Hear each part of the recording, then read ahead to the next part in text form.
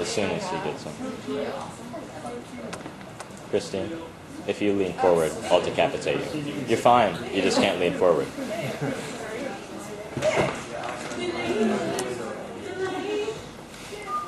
Okay, so today I'm going to be talking about suicide.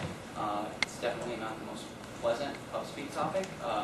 It's not lighthearted like some of the other ones, so bear with me in that it's formal rather than more conversational than some of the other Pubspeaks. I apologize for that, but the way I see it, you can't talk trivially about a topic like suicide because it's disrespectful to the plight of people who are compelled to commit suicide, and it's detrimental to more of a sort of academic discussion of the subject. So before I get into the actual argument that I'm making about the speech, I just want to give a brief overview, a preface, if you will. So I remember when I first asked Ben, our professor, about this topic, he was surprised, and understandably so. I mean, healthy 17-year-olds don't usually think about suicide a lot, right? So he asked, if I may, Mr. Bill, why is it that you are so interested in suicide? And I was a bit surprised. Like, I hadn't thought of what people would think when I gave the Pubspeak. And I presume a lot of you may be wondering the same thing. So as I did for him, I'll give a brief sort of answer to that question. I chose to discuss the morality of suicide because it's an issue I've grappled with intensely for years, right? That is to say, suicide is an issue I've dealt with for years. For a long time, the prospect of suicide pretty much consumed the entirety of my being. When I was around, I guess it was when I was around 10, I was diagnosed with major depressive disorder, which, like, would be not that big of a deal to extremely big of a deal like it was for me. And so that kind of, best way to put life was shit then, right? So I didn't really want to live. And the metaphor that I use, my pages are messed up, the metaphor that I use for it is to say that, like, life at a certain point becomes a sort of slavery, and everybody's got a different master, right? For me, it was depression, and it appeared the only way to break my bonds, so to speak, was to end my life. So suicide promised a release from suffering that didn't seem possible any other way, right?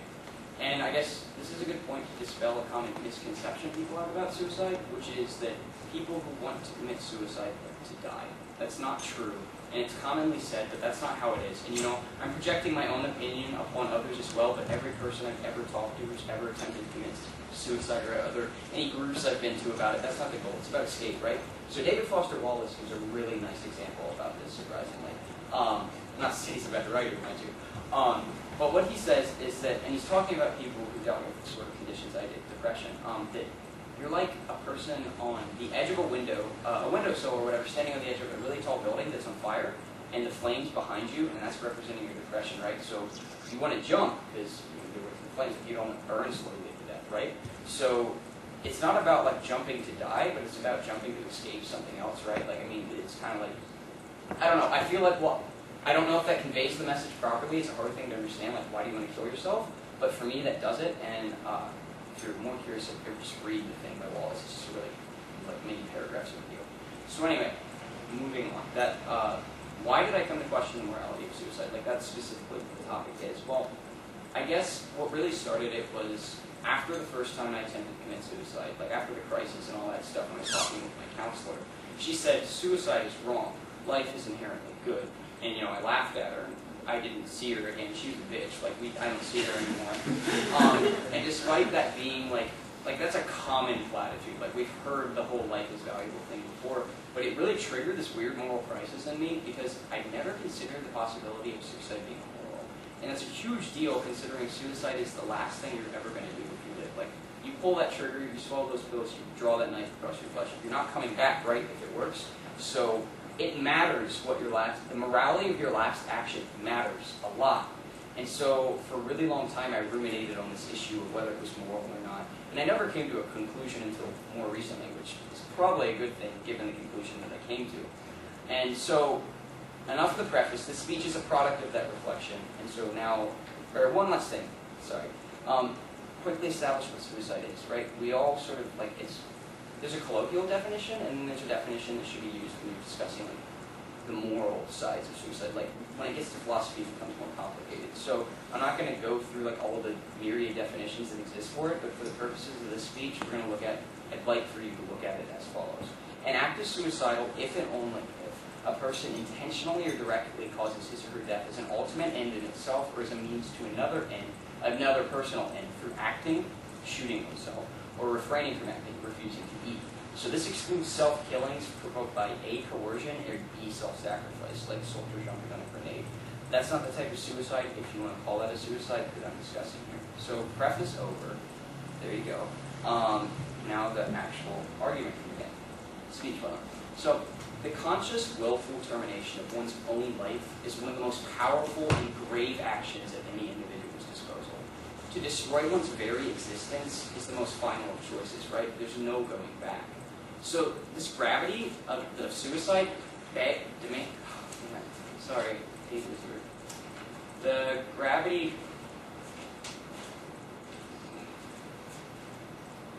gravity of suicide demands the question, is it moral?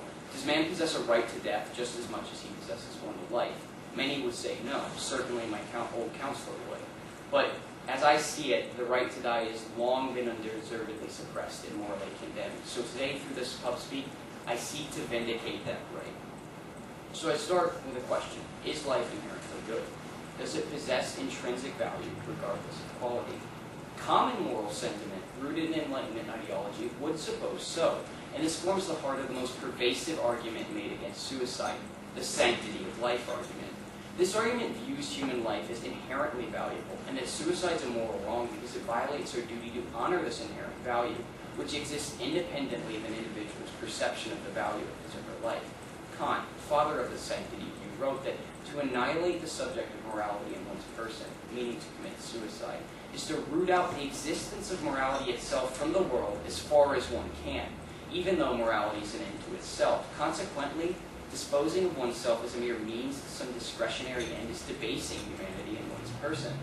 Kant contended that humans possessed an obligation to live so long as possible, regardless of circumstances, because to commit suicide was to disregard the value of life, casting it away as a means to an end. Yet this argument, I can't accept it because of how coldly sadistic it is.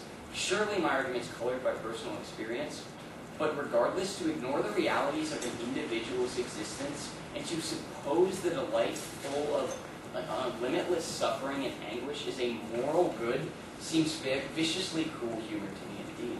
I contend that life is not a good in and of itself. Rather, that the goodness of it and value of a life is contingent upon the quality of said life. Certainly a good life is a moral good, right? We can all agree to that. But a life that torments the living cannot be. Seneca put it nicely, saying that mere living is not a good, but living well. One ought to live as long as he ought, but not as long as he can.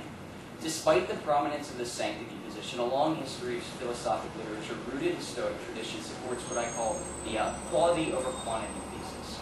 A lot of Stoics have argued that in order for a life to be deemed a moral good, that is to say that it's worth living, a certain measure of well-being must be present. As Cicero puts it, when a man's circumstances contain a preponderance of things in accordance with nature, it's appropriate for him to remain alive. When he possesses or sees in prospect a majority of contrary things, it is appropriate for him to depart from life. Similarly to Cicero, I contend that so long as an individual's life is absent the presence of overwhelming pain and so forth, he or she ought to try to continue to live. But if one is the victim of great anguish and sorrow, then he or she is justified in committing suicide. In a sense, this is a view similar to that of Epictetus, who argued life can be described as a chamber which may become smoky. Its inhabitants, each one of us, may put up with the smoke, or we may not. As long as one does, he may stay in. If the air gets choky, it's up to him whether he chooses to open the door and leave, or open the door and get out, or stay in and suffocate to death. In short, life is deserved of living so long as it does not become the bane of its possessor. Beyond deontology, which is essentially what the sanctity of life argument is, many social theorists argue suicide is immoral because it violates obligations held to either A, family or friends, or B, community. Looking to that first one, there's certainly no doubt that we hold obligations to those we hold dear. And there is certainly no doubt that the suicide of a loved one can produce a number of harmful psychological and economic effects. I myself saw this to a limited degree when I tried to commit suicide, right? Like, it was devastating to my family. I can't fathom the pain that a family or a group of friends would experience if someone actually died, right? Fenton writes that family and friends experience immense guilt and feelings of rage, loneliness, and vulnerability after the death of a loved one. Moreover, if a Another added consequence could be, if a suicidal individual is a caregiver and leaves financial dependence behind, economic harm is likely to be caused by their death.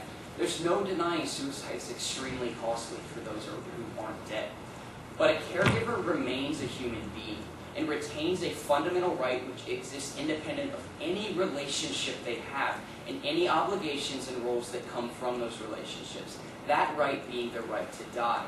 Dependents must weigh their grief with the pain the suicidal person experiences daily and respect his or her autonomous right to death. The way I see it, it's equally, if not more, selfish to assume or to make someone live when they so desperately want to die and they experience such immense pain, to make them want to live just so you won't have to suffer some. Pain heals with time, with grief, for many people. The pain of these people who are in suicide is unfathomable, who want to commit suicide is often unfathomable, and often does not heal with time. Looking to that second section, the community argument, this sort of began with Aristotle and Nicomachean Ethics, from what I read, in this sort of convoluted passage, where basically argues that suicide is unjust because it's wrong towards the state, these obligations we have. And this, regardless, like I said, Aristotle aside, this initiated a series of arguments which assert suicide is immoral because of its disregard for communal obligations. According to these social role arguments, members of society are obligated to contribute to society. Moreover, they are obligated to continue living so they can be able to contribute. These contributions consist of products of trades and talents, as well as any moral contributions, such as charity. According to this social role theory, obligation arises out of the reciprocal nature of society. When an individual joins society, he or she receives protection and services, in return for which contributions back to society become obligatory. A contract arises. That's nothing new to us. But in order to deserve these contributions, society has to uphold its end of the bargain. It must provide an individual with a decent quality of life. The way I see it, if an individual is driven to suicide, it's likely society has failed in some capacity in this obligation. This is not to displace blame, but there is an element outside of the person which causes suicidal intentions. Thus, with the conditions of one party not being met, this contract breaks down and the individual is no longer obligated to live. As Dahlback writes, a citizen cannot be bound to his country, to his associates, but by the bonds of happiness. Are these bonds cut asunder? Does society treat him harshly, have remorse, melancholy, despair, and so forth, disfigure him to the spectacle of the universe? Let him quit a world which from thenceforth is for him only a frightful desert. So the way that I see it, there is no immorality in the act of suicide. We, being the possessors of our lives, retain the right to end them. The moral condemnation of the act of suicide and those who commit it is undue and unjust. So, resorting to fanciful metaphor here, when a wanderer upon this road of life becomes weary, his burden too much to bear, we hold no right to press thorns upon his brow, to crucify him to his existence. Death is a path every traveler has a claim to travel.